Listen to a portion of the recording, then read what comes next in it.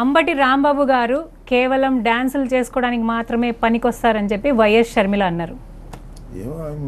మా రాజశేఖర రెడ్డి గారి కూతురు పిచ్చి తల్లి ఏదో మాట్లాడుతుంటే పెద్ద సీరియస్గా పట్టించుకోను నేను. నీకు షర్మిల గారు చెవిలో జోరీగంటారా మీ పార్టీకి? షర్మిల గారు ఇప్పుడు మాకేదో సామె చెప్పినట్టుగా మా అత్యంత ప్రియమైన స్వర్గీయ రాజశేఖర రెడ్డి గారి కుమార్తె ఏమనగలం మేము అనలేం కాబట్టి అలుసుగా తీసుకుని ఆమె ఏదో మాట్లాడుతుంది, రకరకాలుగా మాట్లాడుతుంది.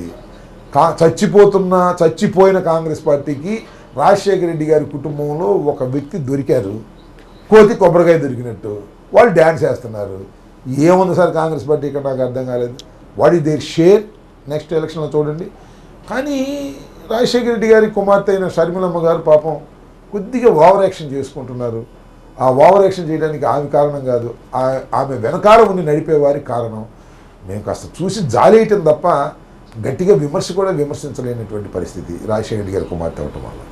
జగన్మోహన్ రెడ్డి గారు జైల్లో ఉన్నప్పుడు పార్టీని కాపాడటం కోసం పాదయాత్ర చేసిన మహిళ ఈ సింపతి అంతా పోగొట్టుకుంది.